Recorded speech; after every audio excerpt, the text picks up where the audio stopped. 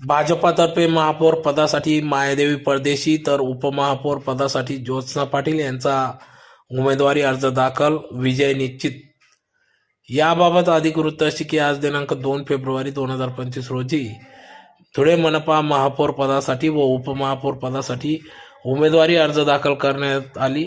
यावेळेस भाजपाच्या वतीने महापौर पदासाठी मायादेवी परदेशी, उपमहापौर पदासाठी ज्योत्स्ना प्रफुल्ल पाटील यांचा उमेदवारी अर्ज दाखल करण्यात आला। यावेळेस धुळे शहर आमदार अनुप अग्रवाल, धुळे जिल्हाध्यक्ष गजेंद्र शेठ आंबडकर, ज्येष्ठ नेते हिरामणप्पा गवडी, माजी महापौर चंदूबापू सोनार, डॉक्टर सुशील महाजन, सर्वच भाजपचे पदाधिकारी कार्यकर्ते या ठिकाणी उमेदवारी अर्ज दाखल करताना सर्व नगरसेवक उपस्थित होते। तर महापौर पदी भाजपाचाच महापौर बसेल असे देखील या ठिकाणी धुळे शहर आमदार अनुप अग्रवाल यांनी आपली प्रतिक्रिया व्यक्त केली।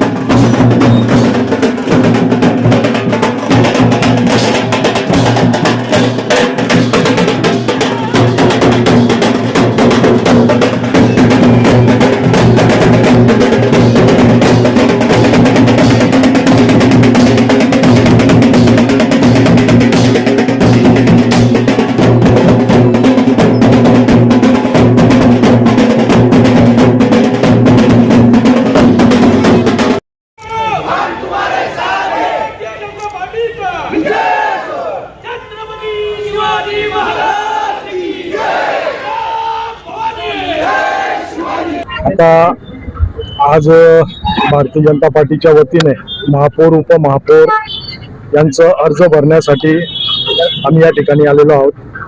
आदरणीय मायादेवी परदेशी यांचं महापौर पदासाठी आणि ज्योत्स्ना प्रफुल्ल पाटील यांचं उपमहापौर पदासाठी या ठिकाणी आम्ही अर्ज भरण्यासाठी आलेलो आहे। आदरणीय महाराष्ट्राचे मुख्यमंत्री देवेंद्र भाऊ फडणवीस, प्रदेशाचे अध्यक्ष आदरणीय रवींद्रजी चव्हाण, उत्तर महाराष्ट्राचे आमचे नेते आदरणीय गिरीश भाऊ महाजन आणि आमचे नेते या जिल्ह्याचे पालकमंत्री आदरणीय जयकुमार भाऊ रावल, जिल्हा अध्यक्ष गजेंद्र शेठ आंबडकर आणि सर्वच पदाधिकारी नगरसेवक यांच्या समवेत आम्ही या ठिकाणी महापौर उपमहापौर पदाचा फॉर्म भारतीय जनता पार्टीच्या वतीने या ठिकाणी भरणार। मला वाटतं का खात्री बोलायची गरजच नाही, 50 नगरसेवक जर बहुमताने आम्ही निवडून आलेलो आहोत। भारतीय जनता पार्टी एक शिस्तबद्ध पक्ष आहे।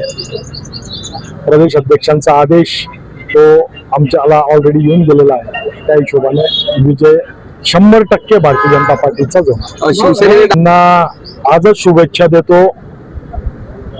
शिवसेना आणि फारुख शाह या दोघांना खूप शुभेच्छा देतो। त्यांनी त्यांचा विरोधी पक्षनेता तर बसून दाखवावा, बाकी महापौरचं तर लई लांबची गोष्ट। मग माझ्या सांगण्यावरनं फारुख शाहने आणि शिवसेनेने माघारी घ्यावी।